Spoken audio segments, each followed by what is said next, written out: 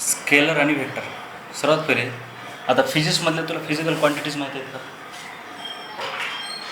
Physical quantities कशा असतात? दोन प्रकारच्या फिजिकल क्वांटिटीज असतात, स्केलर आणि व्हेक्टर, ते तुला माहिती आहे.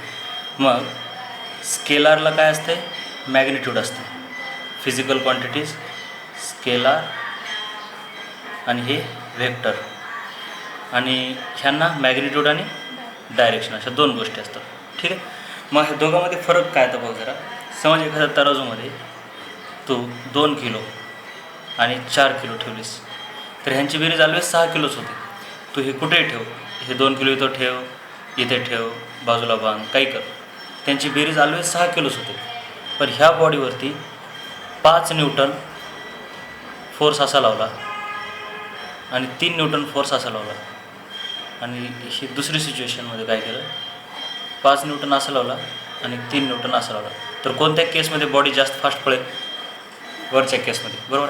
म्हणजे दोन फोर्सेस सारखेच आहेत, परंतु त्यांचं अप्लाय करण्याचं डायरेक्शन कसं आहे त्याच्यावरून तयार होणारा इफेक्ट वेगळा आहे. पण इथं इफेक्ट बदलत नाही. इथं तुम्ही कसंही ठेवा स्केलरला, त्यांना डायरेक्शन नसते म्हणून इफेक्ट ऑलवेज सारखा असतो. पण व्हेक्टरचा इफेक्ट बदलतो. कशावरून बदलतो? त्यांना कशा प्रकारे आपण अप्लाय केले एकमेकावर, सारख्या डायरेक्शनमध्ये केले का विरुद्ध डायरेक्शनमध्ये केले. ठीक आहे. सो व्हेक्टरमध्ये डायरेक्शनला खूप महत्त्व आहे. मग आता व्हेक्टरची बेरीज ही कशी असते बघ. तर व्हेक्टरला सर्वात पहिले रिप्रेझेंट कसं करतात हे महत्त्वाचं आहे. मग एखादा व्हेक्टर असा 5 न्यूटन हा व्हेक्टर नाही.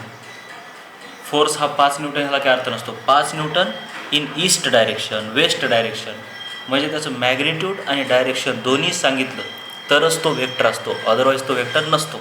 ठीक आहे. मग आता ह्या व्हेक्टरला लिहायचं कसं? ईस्टमध्ये 5 युनिटची लेंथ काढायची आणि हे डायरेक्शन ईस्ट असलं पाहिजे. हा झाला 5 न्यूटन व्हेक्टर. हे झालं त्याचं ग्राफिकल रिप्रेझेंटेशन. ठीक आहे. मग आता व्हेक्टर हे इक्वल केव्हा असतात? आता हा 5 न्यूटन व्हेक्टर ज्यावेळेस फक्त 5 न्यूटन ईस्ट याच्यासोबतच इक्वल असतो. दुसरा व्हेक्टर समज घेतला 5 मीटर ईस्ट, तर हे दोघं इक्वल नाहीत. म्हणजे ईस्टमध्येच आहे, दोघांचं मॅग्निट्यूड पण सारखंच आहे, परंतु युनिट वेगळं आहे ना. सो दोन व्हेक्टर इक्वल केव्हा असतात? मॅग्निट्यूडसारखं, युनिटसारखं आणि डायरेक्शनसारखं, अशा तिन्ही गोष्टी सारख्या झाल्या की दोन व्हेक्टर इक्वल असतात. मग एखादा व्हेक्टर असा असेल तर ह्या व्हेक्टरला तू इथं लिहिलीस तरी चालतं आहे, ए व्हेक्टरला त्यालाच इथं लिहिलीस तरी चालतं आहे, पण त्याचं काय चेंज नाही झालं पाहिजे? मॅग्निट्यूड आणि डायरेक्शन. पण त्याला जर तू असं लिहिलीस तर चुकलं, तो व्हेक्टर बदलला, मग ए नाही राहत. किंवा त्यालाच तू असं लिहिलीस तरी पण बदलला. का बदलला? हां हां. आणि आता हे का बदलला? हे याच्यावर हा याच्यासारखा नाही म्हणतो. काय बदललं ह्याचं? डायरेक्शन तर सारखं आहे, मॅग्निट्यूड बदललं. म्हणजे व्हेक्टरचं मॅग्निट्यूड, डायरेक्शन किंवा युनिट काही पण बदललं तर व्हेक्टर बदलतो. मग त्याच्यानंतर अपोजिट व्हेक्टर म्हणजे काय असतो? समजा हा ए व्हेक्टर असेल तर मायनस ए व्हेक्टर म्हणजे ह्याच्याच एवढा परंतु उलट्या दिशेत असतो. हा झाला ह्याचा अपोजिट व्हेक्टर. ठीक आहे. निगेटिव्ह व्हेक्टर असं म्हणतात त्याला. अँटी पॅरल, हे एकमेकाला अँटी पॅरल असतात. पॅरल म्हणजे हे झालं, हा व्हेक्टर आणि हे व्हेक्टर पॅरल आहेत पण इक्वल मॅग्निट्यूड वेगळं. हे व्हेक्टर आणि हे व्हेक्टर एकमेकाचे अँटी पॅरल आहेत पण अपोजिट नाहीत, कारण मॅग्निट्यूड वेगळं आहे. अपोजिट केव्हा असणार? अँटी पॅरल तर पाहिजेच, दोघांचं मॅग्निट्यूड पण सारखं पाहिजे. जरा कळलं व्यवस्थित? म्हणजे हे बेसिक टर्म्स जरा माहिती असू दे. Parallel vector, same vector, anti parallel vector. ठीक आहे. त्याच्यानंतर युनिट व्हेक्टर म्हणजे काय असते? युनिट व्हेक्टर म्हणजे असं व्हेक्टर ज्याचं मॅग्निट्यूड युनिट आहे, 1 आहे. कळलं का? मग युनिट व्हेक्टर कसं आहे माहिती आहे का? हा एखादा व्हेक्टर असते 5 न्यूटन ईस्ट, तर ह्याच्या डायरेक्शनमधला युनिट व्हेक्टर काय असणार? East, just 1. ठीक आहे. मग आता मग युनिट व्हेक्टरचं डेफिनेशन काय? Unit vector is equal to main vector. समजा ह्याला आपण मी व्हेक्टर पी म्हटलं तर ह्या unit vector in the direction of P हा कसा असणार? P vector upon magnitude of P. म्हणजे हे काय झालं बरं? पी व्हेक्टर म्हणजे काय? 5 न्यूटन ईस्ट आणि मॅग्निट्यूड काय झालं? 5 न्यूटन. म्हणजे हे कॅन्सल होते, जस्ट 1 ईस्ट असं. म्हणजे याला युनिट पण नसतं, युनिट व्हेक्टरला युनिट पण नसतं, फक्त ते काय असते 1 इन ईस्ट. ठीक आहे. तर आता हे युनिट व्हेक्टरचा अर्थ कळला की त्या व्हेक्टरला त्याच्या मॅग्निट्यूडने भागलं की त्याच्या दिशेतला युनिट व्हेक्टर येतो. आणि युनिट व्हेक्टर हा मग तो 5 न्यूटन असो किंवा तो 5 मीटर पर सेकंड स्क्वेअर हे ॲक्सेलरेशन असो, तर 5 मीटर पर सेकंड स्क्वेअर ईस्ट भागिले 5 मीटर पर सेकंड स्क्वेअर असल्याचं, तर ते 1 ईस्ट असंच येतं. सो कोणत्याही व्हेक्टरला कोणत्याही व्हेक्टरने भागलं की त्या दिशेतला युनिट व्हेक्टर येतो. आणि तो सारखेच असतात, म्हणजे पी भागिले पी बरोबर क्यू भागिले क्यू बरोबर आर भागिले आर, असे किती व्हेक्टर असोत ते म्हणजे unit vector in the direction of P is equal to unit vector in the direction of Q, provided ह्या सर्वांचं डायरेक्शन सारखं पाहिजे. पीचं डायरेक्शन असं, क्यू असं, आर असं. म्हणजे फरक पडत नाही की कोणत्या व्हेक्टरपासून युनिट व्हेक्टर मिळवला आहे, कारण त्या युनिट व्हेक्टरला युनिटच नसते, तो युनिटलेस आहे. फक्त त्याचं डायरेक्शन असते ह्यांच्या डायरेक्शनमध्ये आणि तो युनिट असतो मॅग्निट्यूडमध्ये. मग त्याच्यानंतर अपोजिट झालं नल व्हेक्टर एक असतो. नल व्हेक्टर म्हणजे त्याचं मॅग्निट्यूड 0 असतं, असं नल व्हेक्टर. त्याला काही अर्थ नाही ॲक्च्युअली. ठीक आहे. बरं, मग आता समज तुला असा सेट दिला, ह्याला म्हटलं 5 न्यूटन, ह्याला म्हटलं 5 न्यूटन, ह्याला म्हटलं 3 मीटर, ह्याला म्हटलं 4 मीटर, ह्याला म्हटलं 5 न्यूटन. त्यातले इक्वल व्हेक्टर कोणते? हे 2. अपोजिट कोणते येतं? अँटी पॅरल पण हेच. ठीक आहे. त्यानंतर 6 न्यूटन हा काय 5 न्यूटनसोबत एका डायरेक्शनमध्ये पॅरल आहेत, कळलं. आणि हे दोघं अँटी पॅरल आहेत, पण हे दोघं इक्वल आहेत का? नाही. हे दोघं इक्वल आहेत का? पण काय येतं? अँटी पॅरल. ठीक आहे, कळलं. हे झालं बेसिक टर्मिनॉलॉजी. मग ए व्हेक्टर जर असा असेल तर मायनस ए व्हेक्टर कसा असतो? जस्ट असा उलटा. आता त्याच्यानंतर आहे व्हेक्टरची बेरीज. आता 2 व्हेक्टरची बेरीज कशी असते, तर त्याचे बेसिक सूत्रच आहे. समज तू इकडे 4 मीटर गेलीस आणि इकडे तू समज काहीतरी 6 मीटर गेलीस, तर तुझं नेट डिस्प्लेसमेंट काय असतं? हे कमीत कमी अंतर. म्हणजे व्हेक्टरचं असंच असतं. व्हेक्टरची बेरीज ही ऑलवेज त्या 2 व्हेक्टरला काय करायचं, एकमेकाच्या मागे असं हेड टू टेल अरेंजमेंटमध्ये लावायचं. समज तुला ए आणि बी ह्या 2 व्हेक्टरची बेरीज काढायची आहे, तर ती समज ए व्हेक्टर काहीतरी 4 मीटर आहे आणि बी व्हेक्टर काहीतरी 6 मीटर आहे म्हटलं, तर ह्यांची बेरीज 10 मीटर होत नाही. व्हेक्टर बेरीज बरं का. डिस्टन्स होतो 10 मीटर, पण व्हेक्टर नाही, म्हणजे डिस्प्लेसमेंट 10 होत नाही. म्हणूनच स्केलरसारखी बेरीज व्हेक्टरची नाही करायची. कशी करायची? ह्याचं अगोदर डायरेक्शन काय ते बघायचं. त्यांनी दिलेलं असते ए व्हेक्टर 4 मीटर असं कधीच दिलेलं नसते. त्यांनी ऑलवेज काय दिलं असते, ए मीटर 4 मीटर इन ईस्ट असं दिलेलं असतं, आणि हे नॉर्थ ईस्ट असं काहीतरी दिलेलं असते. मग हे ईस्टमध्ये 4 मीटर काढून घ्यायचं, मग नॉर्थ ईस्टमध्ये 6 मीटर काढून घ्यायचं. 4 मीटर 6 मीटर, आणि मग ह्याला स्केलने जोडायचं आणि हे मग स्केलने मोजायचं. मग हे काय येणार तुमचा काहीतरी 7 मीटर, ह्याचं काहीतरी मॅग्निट्यूड येणार. आणि त्याच्यानंतर पुन्हा हे अँगल मोजायचं आणि मग सांगायचं की ह्या दोघांचा रिझल्टंट म्हणजे ए आणि बी ह्यांची बेरीज, ज्याला की त्यांचा रिझल्टंट असं म्हणतात, हा रिझल्टंट इतका आहे, किंवा आरचं मॅग्निट्यूड त्याला असे दाखवतात किंवा नुसतं असंही लिहितात. हा झाला व्हेक्टर आणि हे त्याचं मॅग्निट्यूड, किंवा हे पण त्याचं मॅग्निट्यूड. तर मॅग्निट्यूड नुसतं अँगल लिहून ठेवायचा. आता बघ, ह्याला तू आर व्हेक्टर म्हणजे काय म्हणणार माहिती आहे का? आता R is equal to 7 metre and 30 degree, हे समज अल्फा 30 आला तुझा, विथ हॉरिझॉन्टल म्हणायचं. आता इथं काय 30 डिग्री नाही सांगितली, इथं 45 आहे ॲक्च्युली. नॉर्थ ईस्ट म्हणजे 45 असते. तुम्ही 45 म्हणू शकता किंवा नॉर्थ ईस्ट म्हणू शकता, काही चालतं, काय फरक पडत नाही. तुम्ही काही करून त्याचा डायरेक्शनचा सेन्स आला पाहिजे आपल्याला. 45 म्हणणं म्हणजेच नॉर्थ ईस्ट म्हणल्यासारखं आहे. 90 डिग्री म्हणायचं, किंवा सरळ काय म्हणणार तू 90 डिग्री विथ हॉरिझॉन्टल किंवा इन नॉर्थ डायरेक्शन, काही पण, फक्त ते अर्थ कळला पाहिजे. किंवा तू असंही सांगू शकतेस की आता हा जो नवीन व्हेक्टर आहे, हे नवीन व्हेक्टरचा अँगल किती आला म्हणायचा, 30 डिग्री विथ हॉरिझॉन्टल. किंवा समज आता हा अँगल समज तू मोजलीस आणि काहीतरी हा 25 डिग्री आला, तर तू काय म्हणणार 25 डिग्री विथ 6 बी व्हेक्टर. फक्त एवढंच, ह्याचं आणि ह्याचं डायरेक्शन माहिती आहे ना तुला ऑलरेडी. मग हा जो नवीन आहे त्याचं डायरेक्शन जे माहिती आहे त्यांच्या रिस्पेक्टमध्ये पाहिजे तुला काय गावामध्ये पोझिशन सांगायचं आहे तर तू काय गावामधलं बसस्टँड माहीत असते किंवा MG कॉलेज माहीत असते, तू तुझं घर असं डायरेक्ट नाही सांगू शकतस तिथं आहे माझं घर. तू काय म्हणणार MG कॉलेजच्या पाठीमागे, बसस्टँडच्या पुढे, असं काहीतरी म्हणणार. म्हणजे जे ऑलरेडी माहीत असलेले आहेत त्यांच्या रिस्पेक्टमध्ये सांगावं लागेल तुला. म्हणजे हॉरिझॉन्टल ही युनिव्हर्सली माहीत असते गोष्ट कोणाला, म्हणजे हॉरिझॉन्टलसोबत पण तू सांगू शकतेस.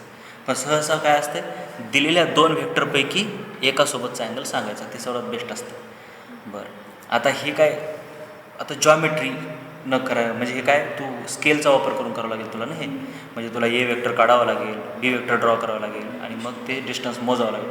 मग स्केल वगैरे नसल्यावर आपण काय करतो, बऱ्याच वेळेस ट्रिग्नॉमेट्रीचा यूज करून ॲनालिटिकल मेथडने देखील बऱ्याच गोष्टी करतो, आहे का नाही. म्हणजे तुला आता समज हा अँगल काहीतरी असा 30 दिला आहे, तर हे जे अंतर आहे ते हे अंतर तू स्केलने मोजू शकतेस किंवा ट्रिग्नॉमेट्रीचा यूज करून ह्या दोघांच्या रूपामध्ये हा लिहू शकतेस काहीतरी करून. मग तसंच आपल्याला आता करायचं. समज आता तुला कोणते तरी 2 व्हेक्टर दिलेत, A आणि B, आणि तुला ह्यांचं डायरेक्शन दिलेलं असते. ओके, मग आता समज हा A व्हेक्टर असा आहे आणि B व्हेक्टर असा आहे, तर ह्यांची बेरीज करण्यासाठी ह्यांना कसं जोडून घ्यायची लागू होतं, बरोबर जरा कर. हां, का असं चालतंय का? हां, असं पण चालेल, कसंही चालतं, दोन्ही चालतं, बरोबर. म्हणजे एकतर तू Aला असं लिही, Bला असं लिही. हां, तेच येतं बघ. आता हे बघ, हे A असं आहे का आणि B असं आहे, बघ बरं जरा डायरेक्शन तेच आहे का.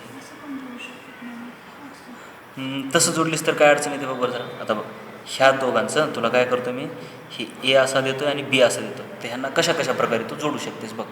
एक तर हे असं चालतंय, असं पण चालतंय, पण असं नाही चालतं, हेड टू हेड नसलं पाहिजे, कळलं. हेड टू टेल, ज्या दोघांची बेरीज करायची आहे त्यांची अरेंजमेंट हेड टू टेल, आणि रिझल्टंट पहिल्याच्या टेलपासून दुसऱ्याच्या हेडवर. ज्यांची बेरीज करायची आहे ते एकमेकाच्या पाठीमागं लागलेत असं समजायचं, आणि जो रिझल्टंट आहे तो ह्या दोघांच्या उलटा आहे, ठीक आहे, असं लक्षात ठेवायचं. मग आता समजा आपल्याला हे A आणि Bचं आता मला सूत्र काढायचं काहीतरी, तर काय येणार, हे A असं येणार आणि B कसं लिहिणार मी सूत्र काढण्यासाठी, Bला असं लिहावं लागेल मला, बरोबर आहे का. हे A आणि हा B व्हेक्टर, मग हे जे आहे ते रिझल्टंट आहे, बरोबर जरा रिझल्टंट R. मग ह्याला शोधून काढायचं. मग मला अँगल कोणता दिलेला असतो, त्यांनी 2 व्हेक्टरमधला अँगल दिलेला असतो. 2 व्हेक्टरमधला अँगल म्हणजे काय असतं माहिती आहे का, ज्यावेळेस तुम्ही त्याला टेल टू टेल लावतात त्यावेळेस जो अँगल येतो त्याला त्या 2 व्हेक्टरमधला अँगल म्हणतात. म्हणजे A आणि B मधला अँगल म्हटलं की ह्याला असं लावल्यावर हा पण अँगलच आहे आणि हा पण अँगलच आहे की, मग अँगल कोणता येणार, हा पुढचा, ज्यावेळेस टेल टू टेल लावतो. मग ह्याला जर Aला असं पुढे उचलून ठेवलं तर असा पुढे येणार का नाही तो A, मग हा अँगल म्हणजे थिटा त्यांनी दिलेला असतो, बरोबर का. मग त्याच्यानंतर इथून मी अशी परपेंडिक्युलर टाकली, ह्याला मी म्हटलं समजा काहीतरी P, ह्याला म्हटलं Q, ह्याला म्हटलं R, नाही सॉरी ह्याला आपण M म्हणूया, आणि ह्याला म्हटलं O. मग मला काय काढायचं आहे, R काढायचं ना. R कोणाच्या रूपात, A आणि Bच्या रूपात काढायचे काही करून. मग ट्रिग्नॉमेट्रीचा वापर करणार मी. सर्वात पहिले ट्रँगल OPQ मध्ये काय दिसते तुला, R is equal to R square is equal to, म्हणजे Rचा मॅग्निट्यूड बरं काय, हां काय दिसतंय, PQ square plus OP square, पण OQ स्क्वेअर, पण PQ स्क्वेअर बघा. आता PQला मी काय लिहू शकतो ह्या ट्रँगलमध्ये, तसं पण करू शकतेस, किंवा ट्रिग्नॉमेट्रीच्या रूपात सांग मला जरा. ट्रिग्नॉमेट्रीच्या रूपात कसं सांगायचं, हे ट्रँगल आहे, कोणासमोरची बाजू कर्ण गुणिले साईन थिटा असतं, किंवा ह्या ट्रँगलमध्ये साईन थिटा काय येते तुझा बघ, PQ भागिले PM, बरोबर आहे. मग PQ म्हणजे काय येते, PM साईन थिटा. मग मी काय लिहिणार इथं, PM साईन थिटा वर्ग. OQला काय लिहू शकतो, OM प्लस MQ, बरोबर आहे का नाही, त्याचा स्क्वेअर. मग हे बघ, PM साईन थिटा, PM म्हणजे B आहे का वेक्टर, हाच होता B, आणि हा ही, मग काय लिहू शकतो मी B. आता Bच्यावर व्हेक्टर नाही काढायचा, आता हे स्केलर आहेत ना सर्व, म्हणजे स्केलरच्या रूपात हे असं लिहू शकतेस तू. ह्याची साईडची जी लेंथ आहे ती म्हणजे ह्या Rचं मॅग्निट्यूड असतं ना. मग हे B आणि sine theta, B square sine square theta लिहितात ते, प्लस आता हे OM स्क्वेअर, बरोबर. आता OM स्क्वेअरला A स्क्वेअर लिहू का मी directly, A square plus M Q square. आता एकदम तुला डायरेक्टली सांगा मी, फटाफट कळू शकते तुला. M Q square. M Q म्हणजे ह्या त्रिकोणा जर बघितलीस तर cos theta is equal to काय येते बघ बरं जरा. M Q upon P M येते. म्हणजे एम क्यूला मी पी एम कॉस थिटा लिहू शकतो का? बरं ठीक आहे, तरी पण आपण एक स्टेप करूया. समजलं ना? मग एम क्यू स्क्वेअरला काय म्हणता येते सरळ सरळ बघ बरं जरा. काय पी एम कॉस थिटा. पण पी एम म्हणजे काय बी आहे का? म्हणजे बी कॉस थिटा लिहितं का? म्हणजे बी कॉस थिटा कंसाचा वर्ग. म्हणजे हे झाला ए स्क्वेअर बी स्क्वेअर प्लस 2a आणि बी म्हणजे एम क्यू. पण एम क्यू म्हणजेच बी कॉस थिटा. म्हणजे हे बी कॉस थिटा आलं. मग आता बघ ह्या दोघाला काय करतात सांग बरं तुला. बी स्क्वेअर कॉमन निघते आणि sine square plus cos square म्हणजे 1 येते. Cos theta is equal to R square आलं. म्हणजेच आर इज इक्वल टू काय येते square root of B square plus A square plus 2ab cos theta. म्हणजे हे काय झालं तुझं रिझल्टंट झालं. कोणतं? हे रिझल्टंट कोणाच्या रूपात? ह्या दिलेल्या दोन वेक्टरच्या रूपात. म्हणजे दिलेल्या दोन वेक्टरचं रिझल्टंट तुला माहीत असेल तर ह्या आरचं रिझल्टंट स्केलचा वापर न करताच काढता येते. आणि जर दोघांमधला अँगल माहीत असेल तर ॲनालिटिकली काढता येते. कळलं? ह्या सूत्राचा वापर करून. त्याच्यानंतर पण अँगल असा 30, 60, 90, 45. हां नाही ते लॉग टेबलमध्ये सर्वांचं सूत्र असतं. आता तुम्हाला कसं आहे 10वीपर्यंत 30, 40, 60 होतं 30, 45. आता सर्वच अँगलची व्हॅल्यूज असतात. कॉस 29 पण असतं. ठीक म्हणजे आपल्याला ते दिल्यानंतर बघून करतो. हां बघून करता येते काहीच नाही. म्हणजे आता हे दिलेलंच असतंय. मग ह्याचा गुणाकार ह्याचा गुणाकार ह्याचा गुणाकार ह्यांची बेरीज आणि त्याचा वर्गमूळ पण लॉग टेबलमध्ये काढता येते. त्याची काहीच अडचण नसते. त्याच्यानंतर आता बघ आता आपल्याला काय काढायचं आहे. तू हे काय काढली सध्या आरचं मॅग्निट्यूड. आता काय काढावं लागेल त्याचं डायरेक्शन एक पाहिजे ना. म्हणजे ह्या मी काय म्हटलं दिलेल्या दोन व्हेक्टरपैकी एका व्हेक्टरसोबत त्याचा अँगल काढू शकता तुम्ही. मग समज हा अँगल अल्फा आहे तो काढायचा आहे. मग ह्या त्रिकोणामध्ये मी इथंच करतो एवढ्यातच बघ. ह्या त्रिकोणामध्ये टॅन अल्फा शंभर काय P Q upon O Q. O Q म्हणजे काय बरोबर आहे का लिहिलं का? पी क्यू म्हणजे काय बी साईन थिटा म्हटलं आहे तुम्हाला. कोणत्याही काटकोणामध्ये कर्ण अँगलच्या पुढची बाजू म्हणजे कर्ण गुणिले साईन थिटा, लगतची बाजू म्हणजे कर्ण गुणिले कॉस थिटा. हे तुला हळूहळू येईल. ठीक आहे. आतापर्यंत तुम्हाला ते झालेलं नसतं एवढं. मग पी क्यू म्हणजे काय कर्ण गुणिले म्हणजे बी कॉस थिटा का साईन थिटा साईन थिटा. आणि ओ एम म्हणजे ए बरोबर आहे का प्लस एम क्यू म्हणजे बी कॉस थिटा. हे झालं टॅन अल्फा. म्हणजे अल्फा इज इक्वल टू काय झालं टॅन इनवर्स ऑफ. तुला हे माहिती आहे. हे सुद्धा त्यांनी दिलेलं आहे अँगल. त्याचा साईन थिटा पण काढता येतो. ए माहिती आहे. बी कॉस थिटा पण काढता येतो. म्हणजे ही व्हॅल्यू माहीत झाली. म्हणजे tan alpha is equal to काय आहे ते माहीत झालं तुला. मग लॉग टेबलवरून कोणत्या अँगलचा टॅन इतका आहे काढला की तो अल्फा निघतो. लॉग टेबलमध्ये सर्व दिलेलं असते. म्हणजे हे अल्फा निघालं. कळलं? लक्षात ठेवायचं अल्फा हा अँगल कोणासोबत आहे ए सोबत आहे. ज्याच्यासोबत अँगल आहे तो एकच वेळेस आहे. आणि ज्याच्यासोबत नाही तो दुसरा वेक्टर बी तो 2 वेळेस येतो. ज्याच्यासोबत अँगल आहे ते एकदाच एकच वेळेस आहे नाही तर कन्फ्यूज होते कधी कधी. हां ज्याच्यासोबत नाही ते दोनदा ते 2 वेळेस आहे. हां बी. मग ते जर बी सोबत अँगल काढायचं जर हा अल्फा अँगल इथला असला असता तर उलटं झालं असतं. A sine theta upon B plus A cos theta असं झालं असतं. ठीक आहे. मग आता ही झाली व्हेक्टर बेरीज. आता व्हेक्टरची वजाबाकी कशी करायची दोन व्हेक्टरची वजाबाकी. आता समज हे एक ए व्हेक्टर आहे आणि दुसरं आहे हे बी व्हेक्टर. आता ए प्लस बी करण्यासाठी तर तू काय करणार हे असं ए प्लस बी झाले. आता ए मायनस बी करायचं आहे तुला. तर सर्वात पहिले हे ए असा म्हटलं की मायनस बी कसा असणार असं असणार बरोबर का नाही. आता ए मायनस बी म्हणजे काय ए मायनस प्लस मायनस बी म्हणजे हे ए व्हेक्टर आणि निगेटिव्ह ऑफ बी व्हेक्टर ह्यांची बेरीजच आहे की. म्हणजे ह्या दोन व्हेक्टरची बेरीज. हां एकदम छान मस्त. मग काय हे ए आणि ह्याला बीला असं लिहा एला असं लिहा. ठीक आहे. मग काय झालं ह्या बघा आता हे असं आहे हे असं आहे. मग ह्यांचा रिझल्टंट काय येणार असं आहे ना, बरोबर आहे का? आता मला सांग बघ, ए आणि मायनस बी आहे बरं का हे, सॉरी. मग ह्या ए आणि मायनस बी मधला अँगल म्हणजे कसं असतं, ज्यावेळेस ह्यांना टेल टू टेल अरेंज करायला आपण म्हणजे ते ह्याला पुढे घ्यावं लागेल असं. म्हणजे हा अँगल झाला ए आणि मायनस बी. पण ते टेल टू टेल कुठे केले आपण? बघ, टेल आणि हे हेड आहे ना? नाही, त्या एला पुढे आणायचं असं इथे. हां. मग आत्ता जो अँगल असेल हा हा अँगल म्हणजे ए आणि मायनस बी मधला अँगल. ते मोठं आहे ते, आणि ते छोटा आला होता. हां, येऊ शकतो ना, काय प्रॉब्लेम. हां, काय होऊ शकते बघ, तुझा आता हे ए व्हेक्टर असा आहे आणि बी व्हेक्टर असा असेल, तर ए व्हेक्टरला इथं लावायला लागेल, छोटा येतो. आणि ए व्हेक्टर असा असेल आणि बी व्हेक्टर असा असेल, तर मग ह्या बीला एला इथं न्यावं लागेल तुला, तर मोठा अँगल येतो. सो दोन व्हेक्टरमधला अँगल मोठा असू शकतो, छोटा असू शकतो. मग ए आणि मायनस बी ह्याच्यातला अँगल असा आहे, पण ए आणि बी मधला अँगल कोणता असणार? हे मायनस बी असं आहे, तर प्लस बी कसं असणार? असं. मग ए आणि बी मधला अँगल नाही नाही, हे बघ कसं व्हायला, हे टेल आणि हे हेड व्हायले ना, बघा कळायला व्यवस्थित. टेल टू टेल अरेंजमेंट पाहिजे आपल्याला.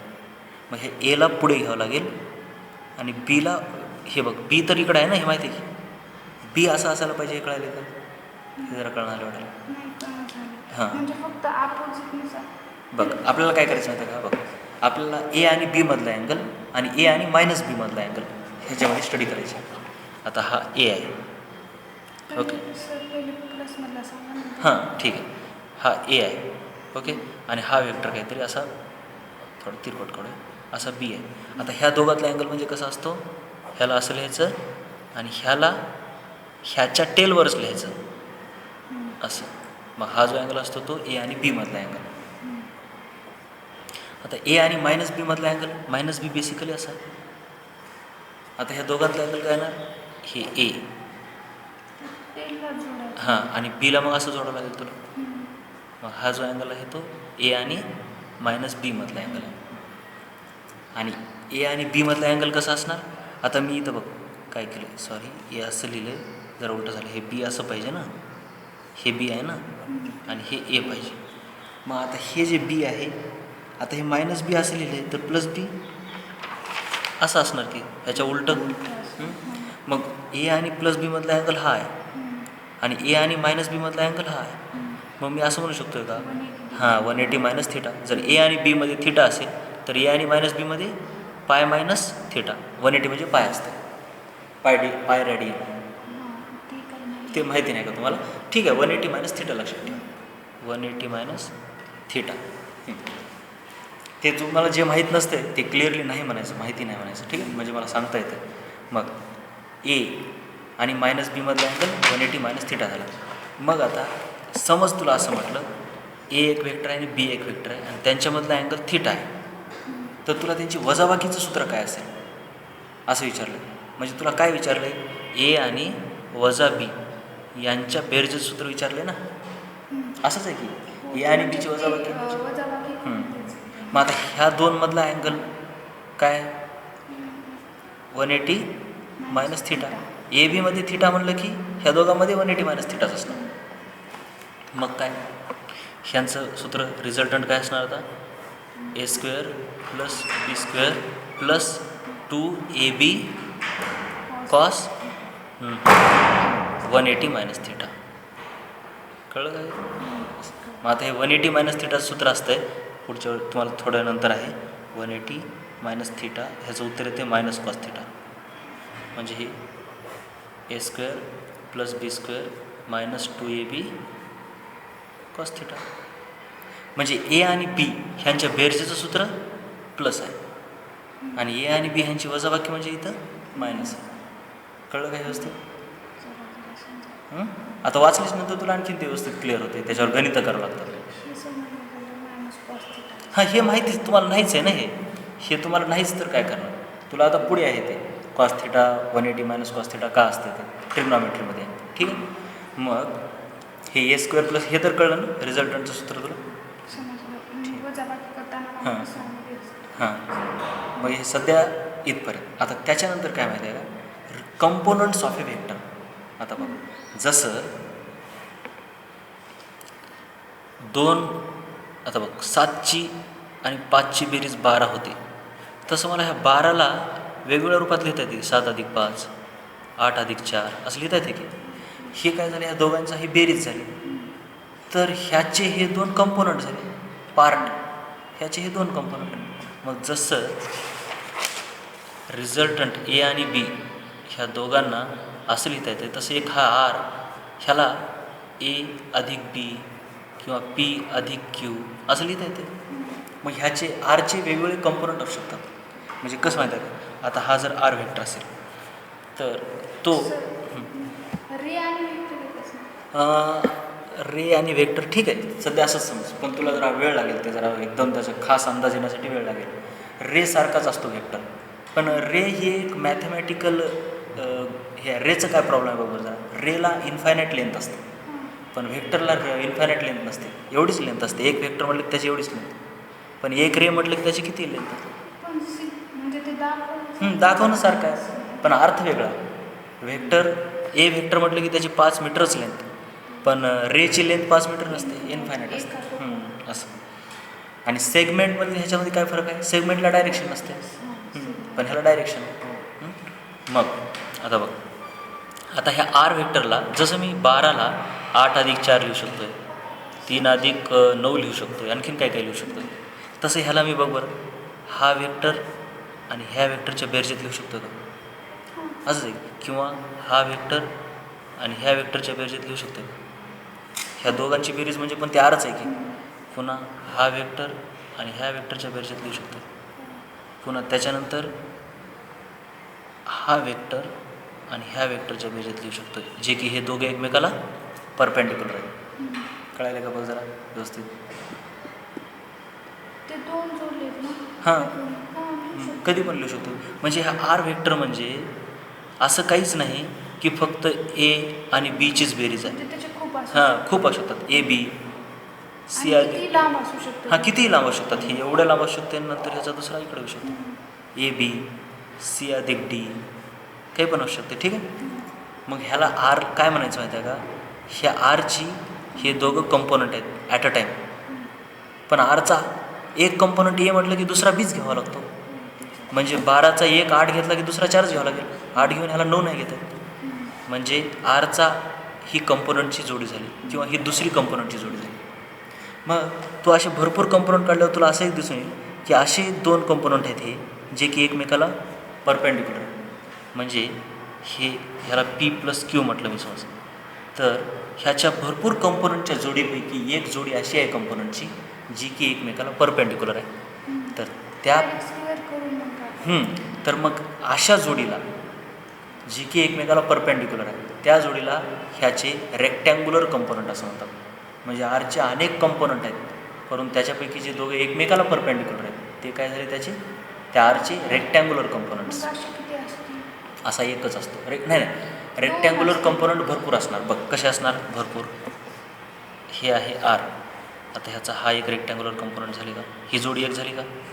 मग आता बघ जरा आपल्याला काय करायचं आहे, ह्या दिशेमध्ये एक काढलं मी तर बरोबर हे पण परपेंडिक्युलर होते. त्याच्यानंतर ह्या दिशेत एक काढलं आणि ह्या दिशेत एक काढलं तर ही पण परपेंडिक्युलर जोडी आहे का. कळालं का. म्हणजे असे भरपूर रेक्टँग्युलर कंपोनंट असू शकतात पण त्याच्यापैकी एकच रेक्टँग्युलर कंपोनंट एक्स दिशेत आणि वाय दिशेत असणार. हॉरिझॉन्टल आणि व्हर्टिकल एकच जोडी असणार. आता दुसरी एक गोष्ट जरा व्यवस्थित लक्षात घ्या. आणि हॉरिझॉन्टल आणि व्हर्टिकल 2 असू शकतात ना. हां वर सुद्धा असू शकते ना. हां इकडं बरोबर जरा. मग हे एकच होतात का नाही बरोबर जरा, ते सारखंच होतं. हे असं घेतलीस आणि हे एक असं घेतलीस तर तू काय म्हणलीस की असं आणि असं, पण हा म्हणजेच हा आहे आणि हा म्हणजेच हा आहे. पण ते वेगळे नाही. मॅग्निट्यूड आणि डायरेक्शन अपोजिट आहे ना. पण कुठं डायरेक्शन सारखंच आहे. याचं डायरेक्शन आणि याचं डायरेक्शन सारखंच आहे. याचं डायरेक्शन आणि याचं डायरेक्शन सारखंच आहे. सो ते सारखेच आहे. त्याच्यानंतर आता बघा व्यवस्थित, जसं आता व्हेक्टरची बेरीज तुला मी असं लिहायचं म्हटलं, हे ए आणि हा व्हेक्टर बी आणि रिझल्टंट असं, तर ह्याला असं पण लिहिता येते बघ. एला असं लिहायचं आणि बीला असं लिहायचं आणि ह्या पॅरलोग्राम जोडून घ्यायचा आणि ह्या पॅरलोग्रामचा डायगोनल म्हणजे रिझल्टंट. ते पण सारखंच पडतं आहे. ते तेच आहे ना, एला ॲक्च्युली इथून उचलून मी इकडं ठेवलं आणि ते इक्वलच असतं. हां इक्वलच असते. आणि बघ म्हणजे ह्याला म्हणतात parallelogram law of vector addition, ह्याला म्हणतात triangle law of vector addition. ते काही वेगळे नाहीत, सारखेच आहे. कळाले का हे?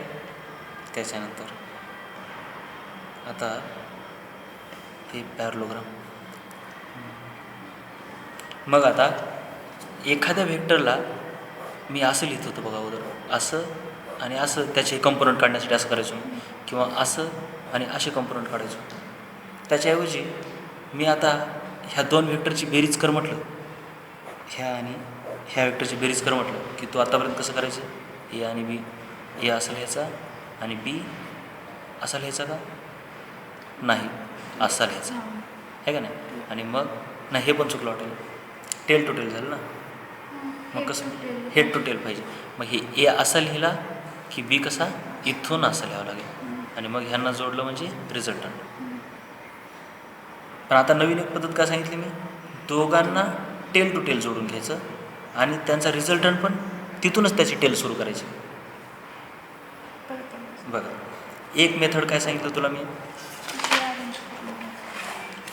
बघ आपण काय करूया, हे एक वेक्टर घेऊया आणि हा एक वेक्टर घेऊया, त्याची ट्रँगल लॉनुसार ॲडिशन आणि पॅरलोग्राम लॉनुसार ॲडिशन. आता ह्या दोघांना कसं लिहिणार मी, असं आणि हे असं, हे झालं त्याचं ॲडिशन इकडं ट्रँगल लॉनुसार. हे रिझल्टंट झाला का ह्या दोघांचा. पॅरलोग्रामनुसार काय करायचं, हा पहिला वेक्टर आणि दुसऱ्या वेक्टरला ह्याच्या टेलपासूनच सुरू करायचं, आणि रिझल्टंट कसा काढायचा, हा पॅरलोग्राम कंप्लीट करून घ्यायचा. आणि बरोबर हे सारखेच आहेत काही रिझल्टंट एकच दिशेला. पण आपण असा डायगोनल नाही करू शकत. नाही काढू शकत, मग तो वेगळा होणार. कारण का तर ते चुकतंयच. मग ते ॲक्च्युली तसा डायगोनल म्हणजे त्यांची वजाबाकी. हां, टेलपासूनच निघावं लागेल. ठीक आहे. त्याच्यानंतर आणखीन गणित केल्यावर ते तुझं आणखीन खूप क्लिअर होतं आहे. हे असं आणि हे असं, ह्या दोघांची बेरीज करायची आहे. तर बघ बरं जरा करू दोन्हीनुसार लावून. एखाद्या व्हेक्टरचे कंपोनंट काढणे. बघ बरं जरा. आता हा एक व्हेक्टर आहे, असा व्हेक्टर. ह्याचे कंपोनंट मी कसे काढले होते, असा व्हेक्टर आहे ना, तर एक असा घ्यायचा आणि दुसरा असा घ्यायचा. हे दोन ह्या आरचे कंपोनंट झाले. आता ह्याच्यात कसे काढायचे, पॅरलोग्राममध्ये हा जर आर असेल तर ह्याला डायगोनल दाखवायचं, म्हणजे साईड जे असतात ते कंपोनंटच असणार. मग ह्याला मी एक साईड अशी काढणार, वजरा कळते अशी काढणार, आणि दुसरी साईड काहीतरी अशी काढणार. किती मोठी काढायची, फक्त काय करायचं, इथून एक असा ह्याला पॅरल लाईन काढून घ्यायची, इथून ह्याला पॅरल लाईन काढून घ्यायची. मग हे दोन जे असणार, ह्या दोघांची बेरीज म्हणजे आता हाच असणार की, म्हणजे हे दोन कंपोनंट झाले का, कळाले. कधी कधी काय करतात, असा आर देतात आणि ह्या दिशेमध्ये कंपोनंट काढा म्हणतात. ह्या आरचा हां पॅरलोग्राम कन्स्ट्रक्ट करून घ्यायचा तसा. हा एक कंपोनंट समजायचा, मग ह्याला ही लाईन काय करायची, अशी इकडे पॅरलल काढायची. ओके. आणि दुसरा कंपोनंट काय काढायचा, असा काढायचा. ओके. मग हे पॅरलोग्राम आता इथून पण कंप्लीट करून घ्यायचं. हे काय असा, हे असा. मग ह्या व्हेक्टरचे हे आणि हे दोन कंपोनंट झाले. कळाले का. मग आता रेक्टँग्युलर कंपोनंट कसे काढतात, एक्स आणि वाय ॲक्सिसच्या दिशेने समज कोणता एक वेक्टर दिला असा, तर त्याचे एक्स आणि वायच्या दिशेने कंपोनंट काढायचे. तर हा एक्स ॲक्सिस, हा वाय ॲक्सिस आधी काढून घ्यायचा आणि पॅरलोग्राम कंप्लीट करून घ्यायचा. हां येणार वाय, हे असा आणि असा. म्हणजे आपल्याला ग्राफवर पण काढता येतं. हां ग्राफवर पण काढता येते. मग हे काय झालं त्याचं, हे जर आर असेल तर हा झाला त्याचा एक्स कंपोनंट, त्याला आर एक्स म्हणतात. आणि हा झाला त्याचा वाय कंपोनंट, ह्याला आर वाय म्हणतात. आणि ह्याला असं लिहिता येतं, R is equal to R X plus R Y. पण असं नाही लिहिता येत, असं नाही लिहिता येत, कारण हे स्केलर आहे ना. हे आर म्हणजे ह्या दोघांची बेरीज थोडीच असते. हां फक्त व्हेक्टरमध्ये त्यांची बेरीज होते. स्केलरमध्ये तर माहिती आहे डायगोनल ह्या दोघांच्या बेरीजपेक्षा छोटाच असणार. म्हणजे व्हेक्टरमध्ये असं लिहिता येते. आता समज जर हा अँगल थिटा असेल तर तुला असं लिहिता येते का बरोबर जरा बघा. ह्या ट्रँगलमध्ये हा काय आर वाय होईल का, हा आर वाय म्हटलं हा आर वाय. मग तुला सर्वात पहिले R Y is equal to R sine theta लिहिता येते का. आर साईन थिटा, कोणासमोरची बाजू काटकोन त्रिकोणात कर्ण गुणिले साईन थिटा. कोण हां असं असते, म्हणून ते तसं लिहिता येते. आणि R X is equal to काय लिहिता येते, आर इंटू कॉस थिटा. कळलं का? आता मी तुला हे एक सांगितलं आणखीन सांगितलं नाही ॲक्च्युली. हे बघ असं माहिती आहे फक्त तुला, in the direction of P. म्हणजे कोणताही पी वेक्टर म्हणजे काय असतो, पीचं मॅग्निट्यूड गुणिले unit vector in its direction. मग तसं आर एक्स म्हणजे काय बघ आता, आर एक्स हा वेक्टर काय असणार, आर एक्सचं magnitude and unit vector in the direction of X. लिहिता ते कसं मग म्हणजे तेच हां. फक्त युनिट येतं ना त्याला. हां जस्ट तसं. आणि R Y is equal to R वायचं magnitude unit vector in the direction of Y. पण स्पेशल नावं आहेत ह्या युनिट वेक्टरला, खूप महत्त्वाचे आहेत ते, एक्स आणि वायच्या दिशेतले खूप महत्त्वाचे आहेत, म्हणून त्याला आय म्हणतात आणि यू वायला जे म्हणतात, आणि झेडच्या दिशेमधल्याला झेड ॲक्सिसच्या दिशेमधल्याला के म्हणतात. हे लक्षात ठेवायचं, आय जे के. म्हणजे मी आर एक्सला काय लिहू शकतो, आर एक्स ह्या वेक्टरला आर एक्स गुणिले आय, आणि आर वाय ह्या वेक्टरला आर वायचं मॅग्निट्यूड गुणिले जी. पण मी तुला आता सांगितलं की R is equal to R X plus R Y आहे. पण ह्याच्यात कॅल्क्युलेशन तर करायचंच नाही ना आपल्याला. आहेत भरपूर आहेत पुढे ते. जे आय की हे काय म्हणजे बघ तुला ॲक्च्युली काय होणार माहिती आहे का, प्रॉब्लेम सोडवल्यावर काही कळणार हळूहळू. सध्या तर फक्त थेरी आहे ना, त्याच्यामुळे ते तेवढं कळत नाही. मग बघ आता, मग R is equal to R X, मग आर एक्सला R X into I, R वायला आर वाय इंटू जे, बरोबर आहे का? असंच लिहिलं. पण आर एक्स म्हणजे काय, आर कॉस थिटा, सांगितलं की बरी. आर एक्स म्हणजे आर कॉस थिटा, मग R cos theta I plus R sine theta जे, म्हणजे हे आर वेक्टर असं लिहिता येतं. ते तुला आणखीन कळेल काय आहे ते. पुन्हा आणखीन काय, हा टॅन थिटा म्हणजे काय ते, R Y upon R X. R Y upon R X असं नाही, just R Y scalar upon R Y R X vector, sorry scalar, दोन्ही स्केलर असले पाहिजे. मग आता तू म्हणजे ह्याच्यामध्ये मग काय आता म्हणजे कॅल्क्युलेशन कशी असणार याच्यात, तर काय करतात, एक 5 न्यूटन वेक्टर आहे, making angle 30 degree with horizontal म्हणतात. तर त्याचा हॉरिझॉन्टल कंपोनंट काढा म्हणतात एक्स ॲक्सिससोबतचा. तर त्याचा 5 न्यूटन मेकिंग 30 डिग्री, म्हणजे त्याचा हॉरिझॉन्टल कंपोनंट काय असणार, त्याला हे असं आणि हे असं, म्हणजे हा असतो, म्हणजे हा आर एक्स त्याचा हॉरिझॉन्टल कंपोनंट असतो, म्हणजे R cos theta into I, आणि वर्टिकल म्हणलं की आर साईन थिटा. हां असं काढायचं, ठीक आहे. हे झाले त्याचे कंपोनंट्स. Z axis. आणि झेड ॲक्सिस हा असा ह्याच्यावरती असणार. बघ जर हे असं जर असं घेतलं तर हा एक्स ॲक्सिस, हा वाय ॲक्सिस, आणि ह्यावरती झेड ॲक्सिस. म्हणजे हे उलट झालं. हे जस्ट आता हे 2 डायमेन्शनल काढले म्हणून वरती वाय ॲक्सिस घेतला आहे, पण 3 डायमेन्शनमध्ये असं झेड ॲक्सिस येतो. मग आता एक कळलं का तुला, कोणत्याही एका वेक्टरला आरला R X plus R Y असं लिहिता येते 2 डायमेन्शनमध्ये. आणि तो जर 3 डायमेन्शनमध्ये वेक्टर असेल तर ॲनालॉजीने, पण ते आपल्याला आता इमॅजिनेशन तू नंतर आकृतीत जास्त इमॅजिनेशन केलं तर तुला येईल, R X plus R Y plus R Z असं लिहिता येते. कळलं का व्यवस्थित? ठीक आहे, हे झालं त्याचं